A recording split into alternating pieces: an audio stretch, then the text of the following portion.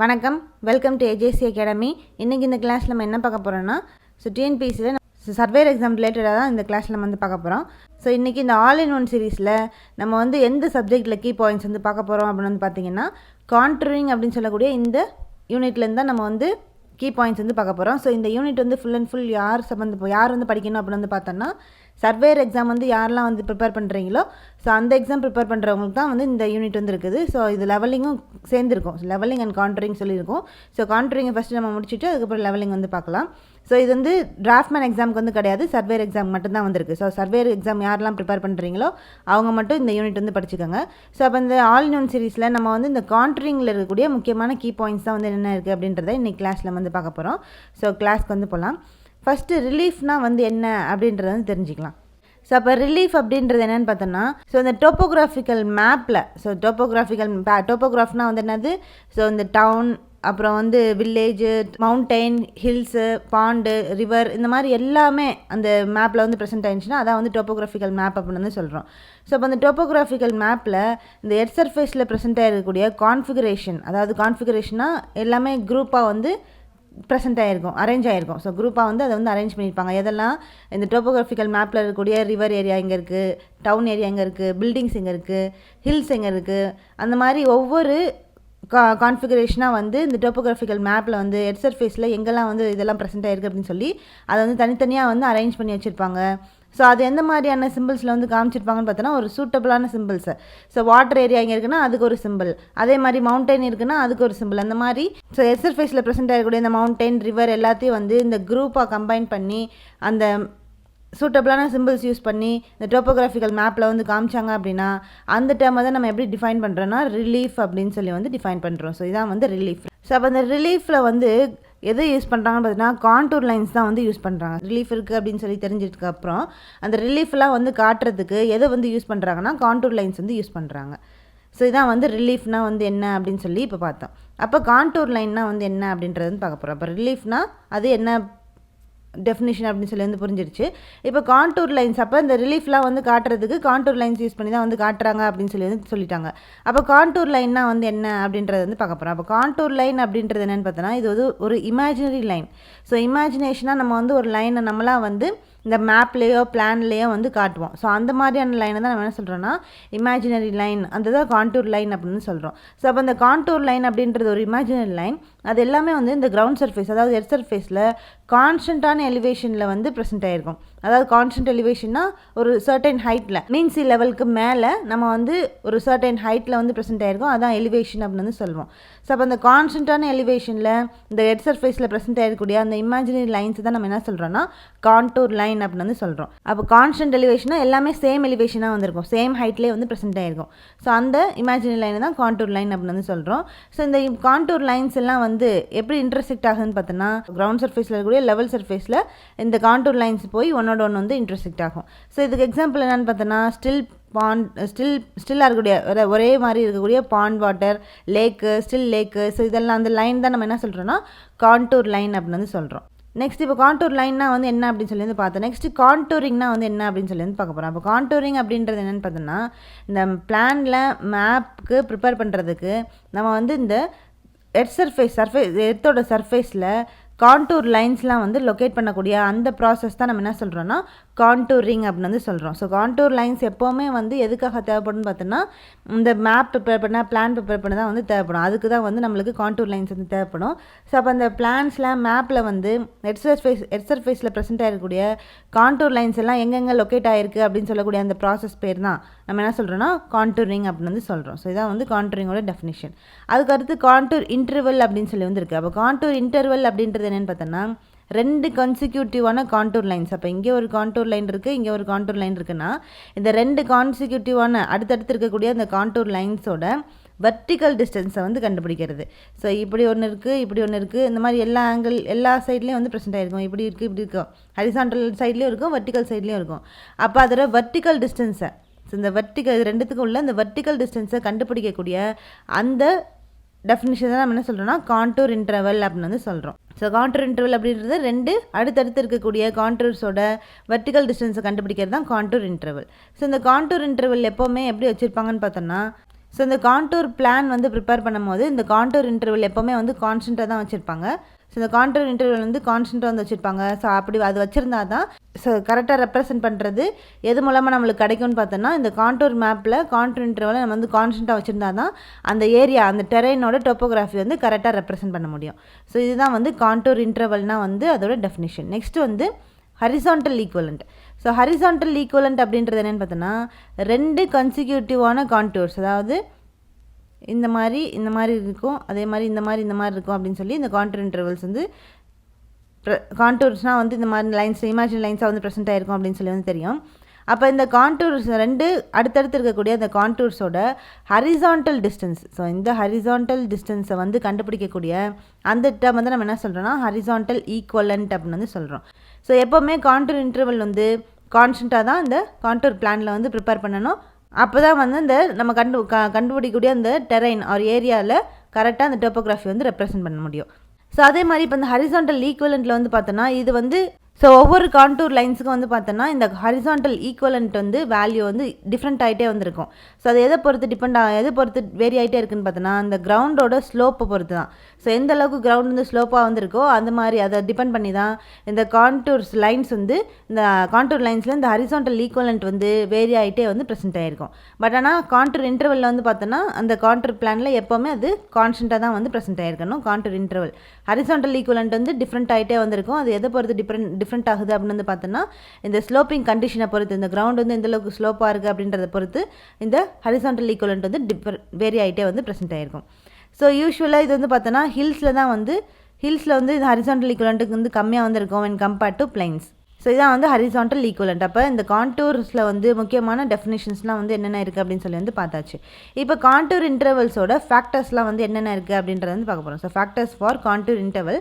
So contour interval தான் முக்கியமாக நம்ம கான்டூரிங்க்கு வந்து நம்ம ஃபாலோ பண்ணக்கூடிய ஒரு டேர்ம் வந்து எதுன்னு பார்த்தோம்னா இந்த contour interval. So contour interval பற்றி தான் அதிகமாக நம்ம வந்து பார்ப்போம். ஸோ அப்போ இந்த கான்டூர் இன்டர்வலோட ஃபேக்டர்ஸ்லாம் என்னென்னு பார்த்தோன்னா, இப்போ இந்த மேப் வந்து ப்ரிப்பேர் பண்ணும்போது இந்த கான்டூர் இன்டர்வல்ஸ் வந்து சில ஃபேக்டர்ஸை வந்து கன்சிடர் பண்ணி தான் வந்து டிசைட் பண்ணுவாங்க. ஸோ மேப் ஆர் பிளானை வந்து நம்ம ப்ரிப்பேர் பண்ணும்போது இந்த கான்டூர் இன்டர்வல்ஸை சில ஃபேக்டர்ஸ்லாம் வச்சு தான் டிசைட் பண்ணுவாங்க. அந்த ஃபேக்டர்ஸ் தான் வந்து என்ன அப்படின்றத இப்போ வந்து பார்க்குறோம். அப்போ ஃபஸ்ட்டு ஃபேக்டர் என்னென்னு பார்த்தோன்னா scale of the map. So அந்த மேப்புக்கு என்ன ஸ்கேல் வந்து யூஸ் பண்ணுறது அப்படின்றத ஃபஸ்ட்டு நம்ம வந்து அதான் ஃபஸ்ட்டு ஃபேக்டர். அப்போ இந்த கான்டூர் இன்டர்வல் வந்து பார்த்தோன்னா எப்போவுமே இந்த scale of the map, so மேப்பில் எந்த ஸ்கேல் வந்து யூஸ் பண்ணுறோமோ அந்த ஸ்கேலுக்கு எப்படி வைக்கணும்னா இன்வெர்ஸ்லி ப்ரொபோர்ஷனலாக வந்து ப்ரெசென்ட் ஆகிருக்கணும். ஸோ கான்டூர் இன்டர்வல் எப்போவுமே இந்த மேப்போட ஸ்கேலுக்கு இன்வெர்ஸ்லி ப்ரொபோர்ஷனலாக வந்திருக்கணும். ஸோ இந்த மேப்போட ஸ்கேல் வந்து ஸ்மாலராக இருந்துச்சுன்னா அப்போ கான்டூர் இன்டர்வல் எப்படி இருக்குன்னு பார்த்தோன்னா லார்ஜாக வந்து ப்ரெசென்ட் ஆகிருக்கும். அதே மாதிரி இப்போ வந்து இந்த மேப்போட ஸ்கேல் வந்து லார்ஜாக இருந்துச்சுன்னா கான்டூர் இன்டர்வல் வந்து ஸ்மாலாக வந்து ப்ரெசென்ட் ஆகிருக்கும். ஸோ இதான் வந்து ஃபஸ்ட்டு ஃபேக்டரான scale of the map. Second factor என்னென்னு பார்த்தோன்னா purpose of map and extent of survey. So அப்போ இந்த ஃபேக்டர் என்னென்னு பார்த்தோன்னா என்ன பர்பஸ்க்காக மேப் வந்து ப்ரிப்பேர் பண்ணுறோம், அதே மாதிரி எவ்வளோ எக்ஸ்டென்ட்டுக்கு இந்த சர்வே வந்து நம்ம பண்ணுறோம், அதுதான் வந்து இந்த செகண்ட் ஃபேக்டர். அப்போ இந்த ஃபேக்டரில் இந்த purpose of map and extent of survey இந்த ஃபேக்டரில் இருந்து என்ன சொல்கிறாங்க அப்படின்னு வந்து பார்த்தோன்னா, ஸோ இப்போ வந்து சின்ன ஏரியாவில் நம்ம வந்து சர்வே பண்ண போகிறோம். அதே மாதிரி அங்கே வந்து டீட்டெயில்டு டிசைன் ஒர்க்லாம் வந்து பண்ணணும் அப்படின்னா அங்கே கான்டூர் இன்டர்வல்லேருந்து எவ்வளோ எடுத்துக்கணும்னு பார்த்தோன்னா சின்ன அளவுக்கு தான் வந்து கான்டூர் இன்டர்வல்லேருந்து எடுத்துக்கணும். ஸோ இப்போ நம்ம சின்ன ஏரியாவில் ஸ்மால் ஏரியாவில் சர்வே வந்து பண்ண போகிறோம். அங்கே டீட்டெயில்டு டிசைன் ஒர்க் நம்ம வந்து பண்ணணும் அப்படின்னா அங்கே வந்து அந்த மாதிரியான ஸ்மால் சர்வே பண்ணக்கூடிய அந்த இடத்துல கான்டூர் இன்டர்வல் எப்போவுமே ஸ்மாலாக தான் வந்துருக்கணும். இதே லார்ஜ் எக்ஸ்டென்ட்டுக்கு சர்வே வந்து பண்ணுறோம் அப்படின்னா அப்போ அங்கே வந்து கான்டூர் இன்டர்வல் எப்படி எடுத்துக்கிறோன்னா லார்ஜாக வந்து எடுத்துக்கிறோம். ஸோ இப்போ வந்து கெனால் வந்து சர்வே பண்ணுறது, ரயில்வே சர்வே பண்ணுறது, ரோட் சர்வே பண்ணுறது, ஸோ இந்த மாதிரியான ஒர்க்ஸ் எல்லாம் வந்து ரொம்ப இம்பார்ட்டண்டான ஒர்க்ஸாக வந்து இருக்கும். ஸோ இந்த இன்ஜினியரிங் ஒர்க்ஸ் எல்லாமே வந்து இம்பார்ட்டண்டான இன்ஜினியரிங் ஒர்க்ஸு.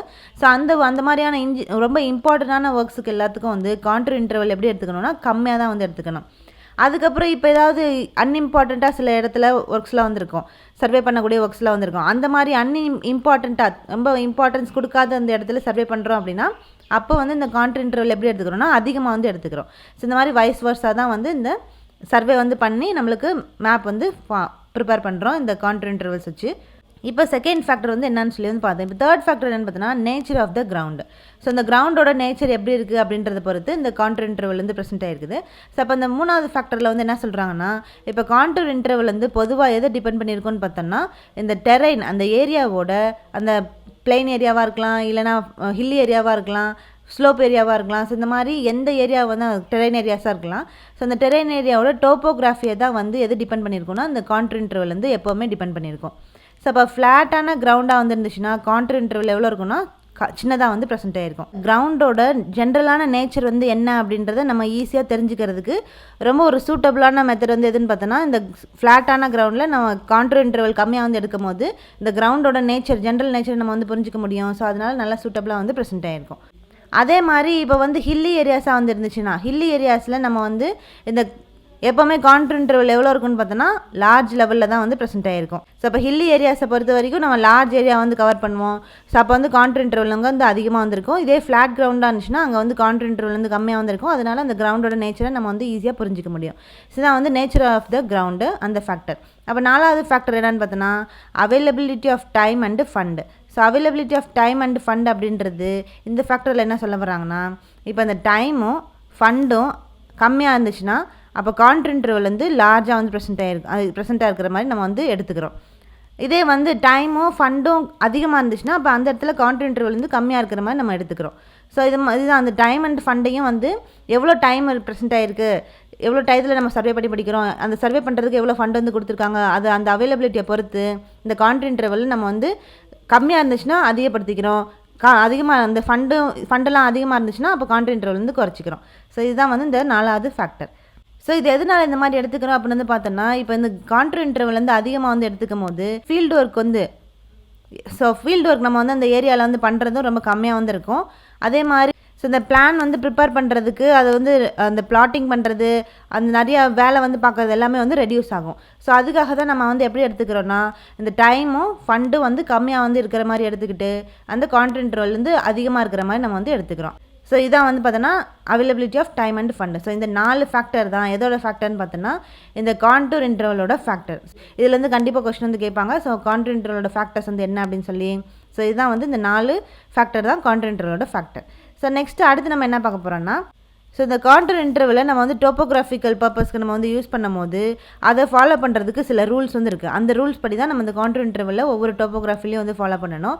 ஸோ அப்போ அதுக்கு ஃபஸ்ட்டு ஃபார்முலா என்னன்னு பார்த்தோன்னா contour interval equal to 25 divide by number of centimetre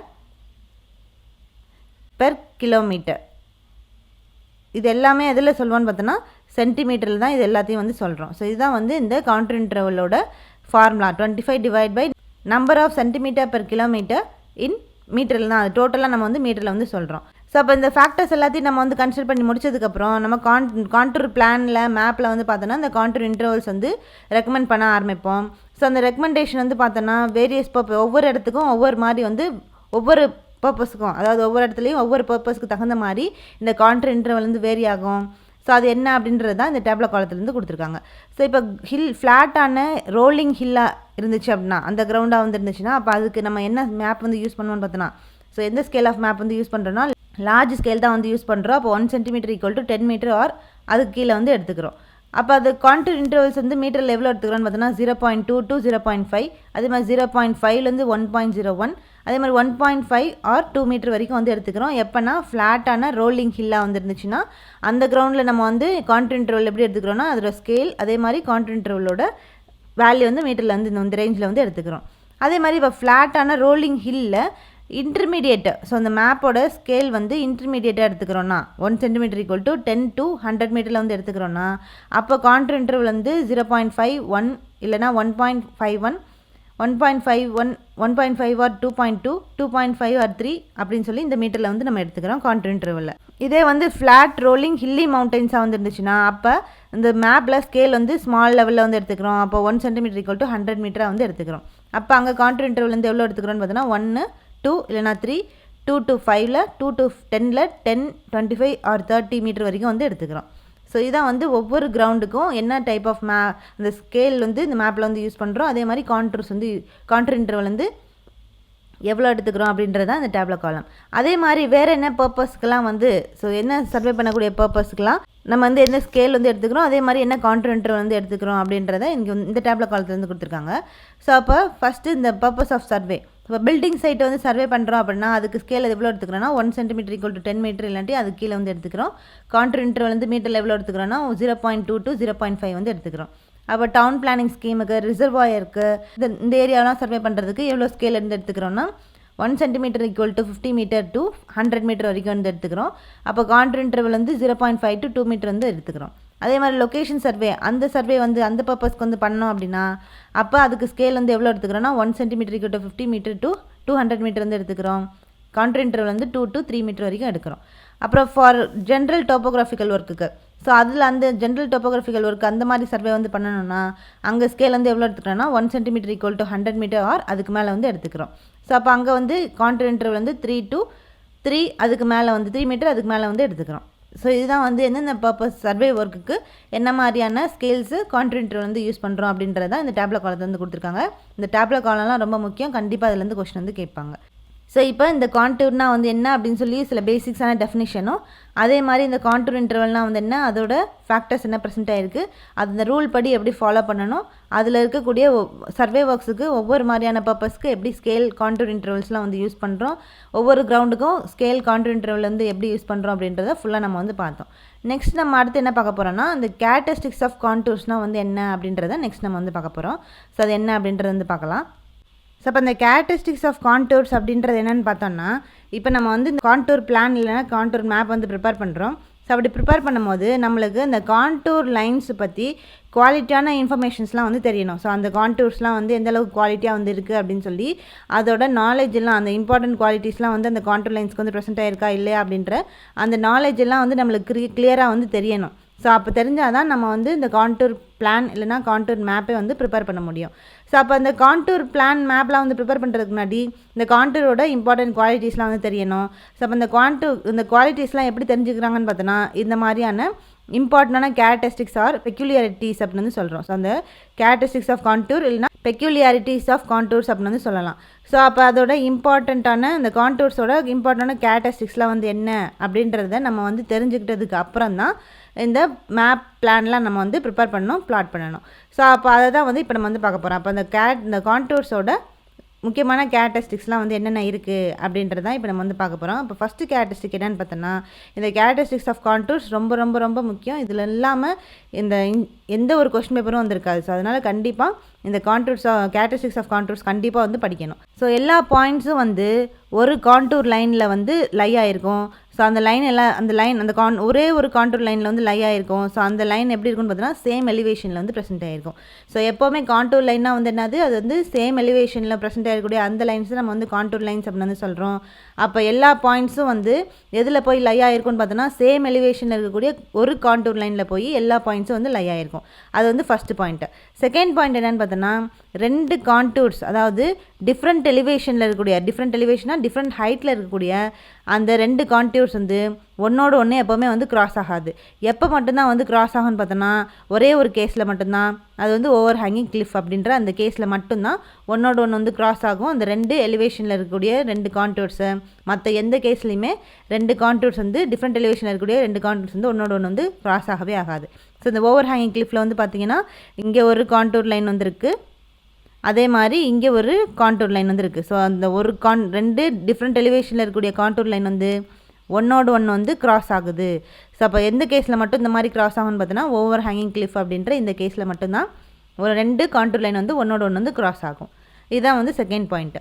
third point வந்து என்ன அப்படின்னு சொல்லி வந்து பார்த்தோன்னா இந்த கான்டூர் லைன்ஸ், அதாவது ரெண்டு கான்டூர் லைன்ஸ் டிஃப்ரெண்ட் எலிவேஷனில் இருக்கக்கூடிய ரெண்டு கான்டூர் லைன்ஸ் வந்து ஒரு கான்டூர் லைனில் போய் யுனைட் ஆகவே ஆகாது. ஆனால் ஒரே ஒரு பாயிண்டில் மட்டும், ஒரே ஒரு கேஸில் மட்டும் யுனைட் ஆகும். அது எப்போன்னு பார்த்தோன்னா வெர்டிக்கல் கிளிஃபில். ஸோ டிஃப்ரெண்ட் எலிவேஷனில் இருக்கக்கூடிய ஒரு ரெண்டு கான்டூர் லைன்ஸ் வந்து ஒரு கான்டூர் லைனாக போய் ஃபார்ம் ஆகவே வந்து ஆகாது, சேராது. அது ஒரே ஒரு கேஸில் மட்டும்தான் அந்த மாதிரி சேரும். அது எப்போன்னு பார்த்தோன்னா வெர்டிக்கல் கிளிஃபில். ஸோ அப்போ இந்த வெர்டிக்கல் கிளிஃப் வந்து பார்த்திங்கன்னா இந்த மாதிரி டிஃப்ரெண்ட் கான்டூர் லைன்ஸ் வந்து டிஃப்ரெண்ட் எலிவேஷன்ஸில் வந்து ப்ரெசென்ட் ஆகிருக்கு. நிறைய கான்டூர் லைன்ஸ் வந்து இந்த மாதிரி ரெண்டுக்கு மேற்பட்ட கான்டூர் லைன்ஸ் வந்து டிஃப்ரெண்ட் எலிவேஷனில் வந்து ப்ரெசென்ட் ஆகிருக்கு. அது எல்லாம் வந்து ஒரு கான்டூர் லைனில் இந்த மாதிரி ஒரு கான்டூர் லைனில் போய் மீட் ஆகும். இந்த டிஃப்ரெண்ட் எலிவேஷனில் இருக்கக்கூடிய கான்டூர் லைன்ஸ் எல்லாம் ஒரு லைனில் போய் இந்த கான்டூர் லைனில் போய் ஃபார்ம் ஆகும், யுனைட் ஆகும். ஸோ அது எப்போ மட்டும் நடக்கும்னு பார்த்தோன்னா இந்த வெர்டிக்கல் கிளிஃபில் மட்டும்தான் இந்த மாதிரி வந்து நடக்கும்.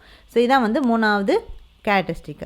அதுக்கு அடுத்த கேரக்டரிஸ்டிக் என்னென்னு பார்த்தோன்னா நாலாவது கேரக்டரிஸ்டிக்ஸ் வந்து ஸோ இப்போ கான்டூர் லைன்ஸ் எல்லாம் வந்து பக்கத்தில் வந்து ட்ரா பண்ணியிருந்தாங்கன்னா அது என்ன ரெப்ரசென்ட் பண்ணுதுன்னு பார்த்தீங்கன்னா ஸ்டீப் ஸ்லோப்பாக வந்து இருக்குது அப்படின்னு சொல்லி வந்து அர்த்தம். ரொம்ப பக்கமாக இந்த மாதிரி பக்கமாக வந்து இந்த மாதிரி ட்ரா பண்ணியிருந்தாங்க அப்படின்னா, அந்த கான்டூர் லைன்ஸ் எல்லாம் பக்கமாக ட்ரா பண்ணியிருந்தாங்கன்னா அது என்ன ரெப்ரசென்ட் பண்ணுதுன்னா அங்கே ஸ்டீப் ஸ்லோப்பாக வந்து இருக்குது அப்படின்னு சொல்லி வந்து எடுத்துக்கணும்.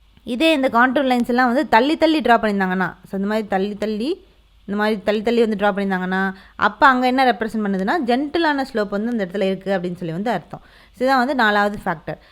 நாலாவது கேரக்டரிஸ்டிக். அடுத்து 5வது கேரக்டரிஸ்டிக் என்னென்னு பார்த்தோன்னா, ஸோ கான்டூர்ஸ் எல்லாம் வந்து ஈக்குவலாக ஸ்பேஸில் இருந்துச்சு அப்படின்னா, ஸோ இந்த மாதிரி ஈக்குவல் ஸ்பேஸில் வந்து இருந்துச்சு அப்படின்னா, இங்கேயும் பார்த்தோன்னா ஈக்குவல் ஸ்பேஸில் வந்து இருக்கும். ஸோ இந்த மாதிரி ஈக்குவல் ஸ்பேஸில் இந்த கான்டூர் லைன்ஸ் வந்து ப்ரெசென்ட் ஆயிடுச்சு அப்படின்னா அது என்ன ரெப்ரசென்ட் பண்ணுதுன்னா யூனிஃபார்மான ஸ்லோப் வந்து அந்த இடத்துல இருக்குது அப்படின்னு சொல்லி வந்து அர்த்தம். ஸோ அப்போ அந்த கான்டூர்ஸ் எல்லாம் வந்து பேரலாக ஈக்குவலான டிஸ்டன்ஸில் ஸ்ட்ரைட்டாக அந்த மாதிரி இருக்குது அப்படின்னா அது என்ன ரெப்ரசென்ட் பண்ணுதுன்னா பிளெயின் ஏரியா வந்து ரெப்ரசென்ட் பண்ணணும். ஸோ இதான் வந்து 5th கேரக்டரிஸ்டிக்ஸ். அடுத்து 6th கேரக்டரிஸ்டிக் என்னென்னு பார்த்தோன்னா, ஒரு பாயிண்டில் வந்து டீப்பஸ்டான டேரக்ஷன் வந்து இருக்குன்னா அந்த கான்டூர் லைனை வந்து எப்படி காட்டுறாங்கன்னா அந்த பாயிண்டில் பெர்பெண்டிகுலர் டேரக்ஷனாக இருக்கிற மாதிரி வந்து காட்டுறாங்க. ஸோ அப்படி காட்டும் போது அந்த பாயிண்டில் டீப்பஸ்ட் டேரக்ஷன் வந்து இருக்குன்னா அந்த பாயிண்டில் கான்டூர் லைன்ஸ் வந்து எப்படி ட்ரா பண்ணுறாங்கன்னா அந்த அந்த பாயிண்ட்டுக்கு பெர்பெண்டிகுலர் டேரக்ஷனில் ஒரு கான்டூர் லைன் வந்து ட்ரா பண்ணுவாங்க. ஸோ அது என்ன மீன் பண்ணுதுன்னு பார்த்தோன்னா அந்த இடத்துல டீப்பஸ்டான டேரக்ஷன் வந்து இருக்குது அந்த பாயிண்டில் அப்படின்னு சொல்லி வந்து எடுத்துக்கிறாங்க. ஸோ இதான் வந்து 6th கேரக்டரிஸ்டிக்ஸ். அடுத்து 7th கேரக்டரிஸ்டிக் என்னென்னு பார்த்தோன்னா, ஸோ இந்த கான்டூர் லைன் எப்போவுமே அதுவாகவே வந்து க்ளோஸ் ஆகிக்கணும். அதோட ஹெல்ப் மூலமாக அந்த கான்டூர் லைன்ஸ் வந்து க்ளோஸ் ஆகிக்கணும். இந்த மேப்போட லிமிட்டுக்குள்ளே வந்து அது வந்து க்ளோஸ் ஆகக்கூடாது. ஸோ அதான் வந்து இந்த 7th கேரக்டரிஸ்டிக். 8th கேரக்டரிஸ்டிக்ஸ் என்னென்னு பார்த்தோன்னா, ஒரு செட் ஆஃப் க்ளோஸ்டு கான்டூர்ஸ் வந்து இருக்கும். ஸோ ஒரு செட்டில் க்ளோஸ்டு கான்டூர்ஸாக வந்து இருக்கும். அந்த க்ளோஸ்டு கான்டூர்ஸில் வந்து பார்த்தோன்னா லோவர் வேல்யூஸ் எல்லாம் வந்து உள்ளே வந்து ப்ரெசென்ட் ஆகிருக்கும்.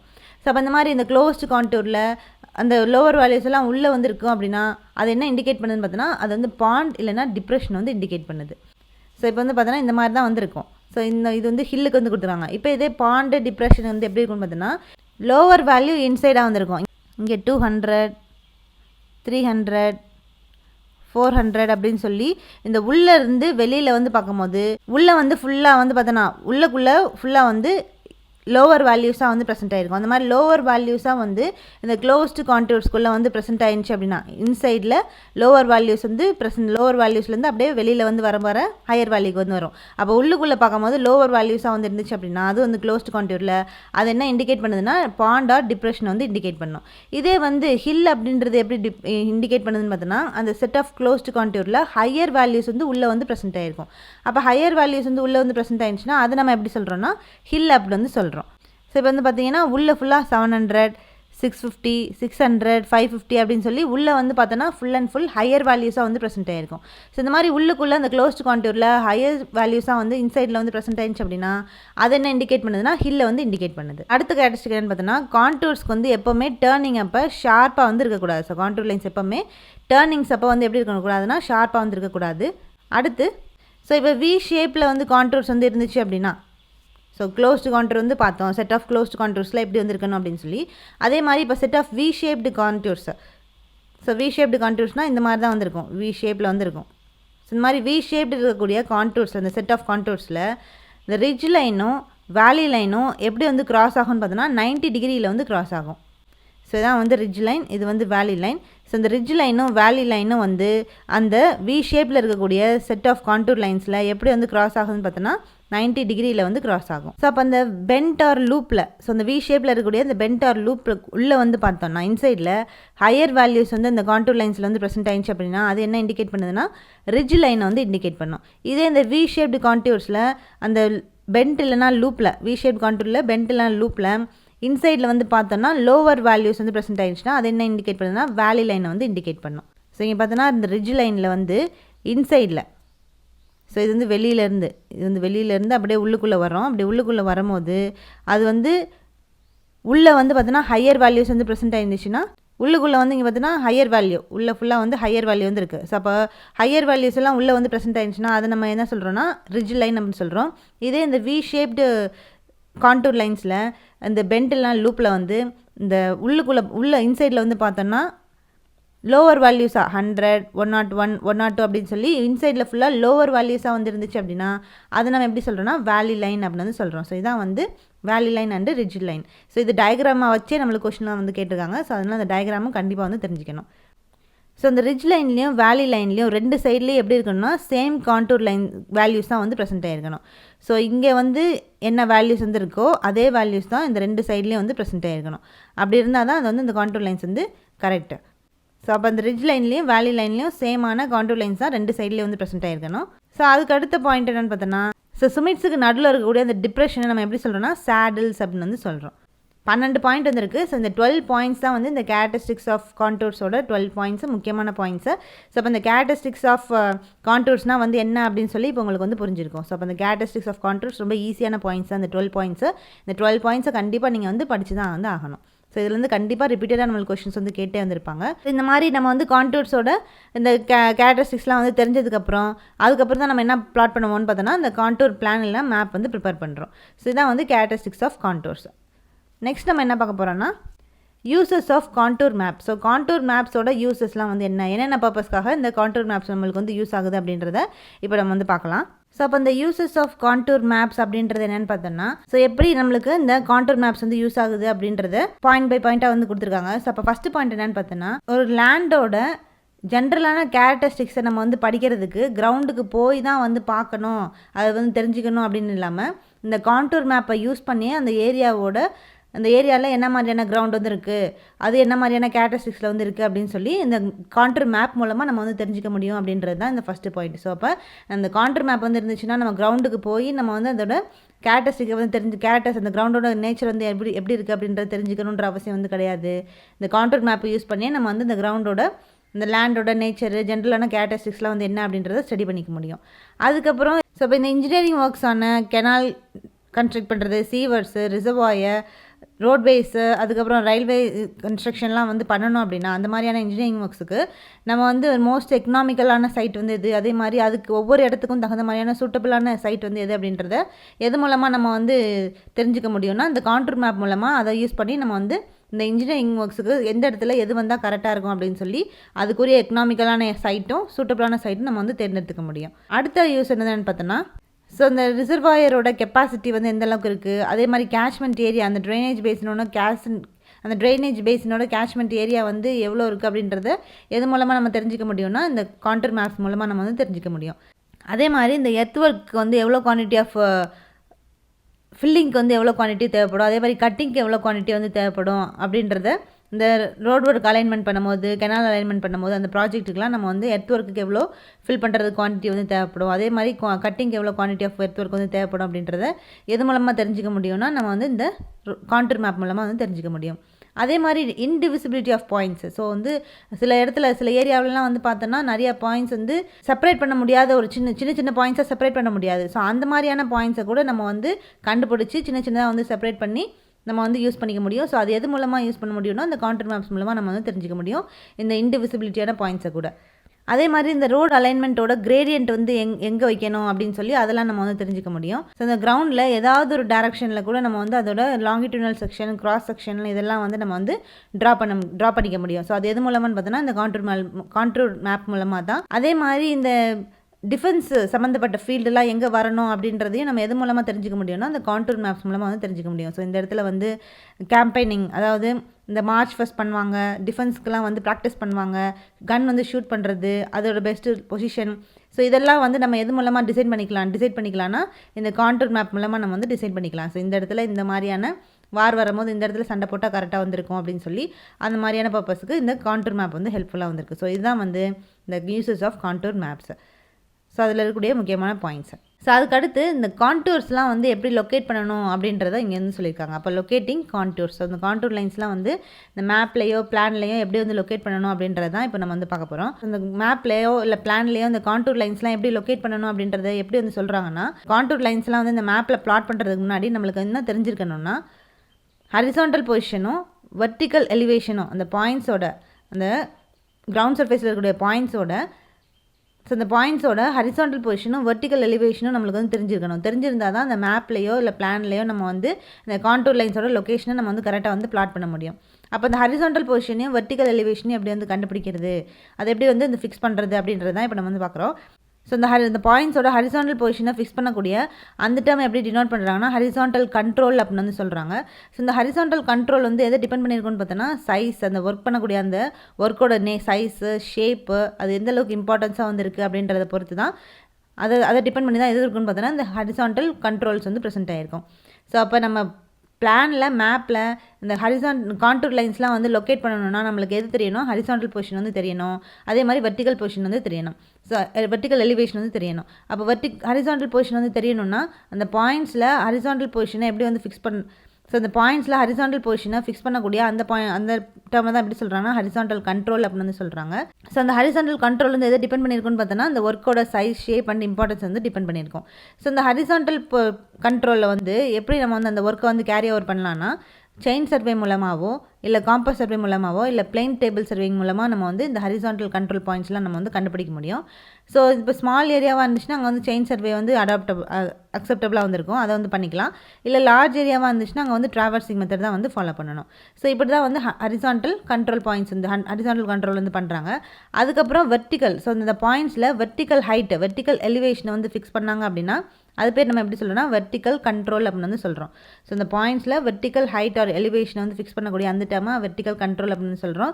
ஸோ இந்த வெர்டிக்கல் கண்ட்ரோல் வந்து எப்படி வந்து கண்டுபிடிக்கிறாங்கன்னு பார்த்தோன்னா இந்த லெவலிங் ப்ராசஸ் கண்டக்ட் பண்ணி தான் வெர்டிக்கல் கண்ட்ரோல் பாயிண்ட்ஸ்லாம் வந்து கண்டுபிடிக்கிறாங்க. ஸோ இதுதான் வந்து இந்த horizontal control and vertical control. So இந்த ரெண்டு, அதாவது ஹரிசாண்டல் பொசிஷனும் வெர்டிக்கல் எலிவேஷனும் வந்து நம்மளுக்கு தெரிஞ்சிருந்தா தான், அந்த பாயிண்ட்ஸில் வந்து தெரிஞ்சிருந்தா தான் நம்ம வந்து இந்த மேப்லையும் பிளான்லையும் என்ன வந்து லொக்கேட் பண்ண முடியும்னா கான்டூர் லைன்ஸ்லாம் வந்து பிளாட் பண்ண முடியும். ஸோ இதுதான் இப்படி தான் வந்து இந்த கான்டூர் லைன்ஸ் வந்து லொக்கேட் பண்ணுறாங்க இந்த மேப்லையும் பிளான்லையும். ஸோ இப்போ இன்னைக்கு கிளாஸில் நம்ம வந்து இந்த கான்டூர்ஸ்னால் வந்து என்ன, அதில் இருக்கக்கூடிய இம்பார்ட்டன்ட் டெஃபினேஷன், அதே மாதிரி கேரக்டரிஸ்டிக்ஸ் ஆஃப் கான்டூர் என்ன இருக்குது, uses of contour map, next வந்து இந்த கான்டூர் மேப் கான்டூர்ஸ்லாம் வந்து எப்படி லொக்கேட் பண்ணுறோம் அப்படின்னு சொல்லி ஃபுல்லாக நம்ம வந்து பார்த்துருக்கோம். ஸோ நெக்ஸ்ட் கிளாஸில் இந்த கான்டூர்ஸோட அடுத்த என்னென்ன ரிமைனிங் பாயிண்ட்ஸ்லாம் வந்துருக்கு அப்படின்றத நெக்ஸ்ட் கிளாஸில் வந்து பார்க்கலாம். தேங்க்யூ.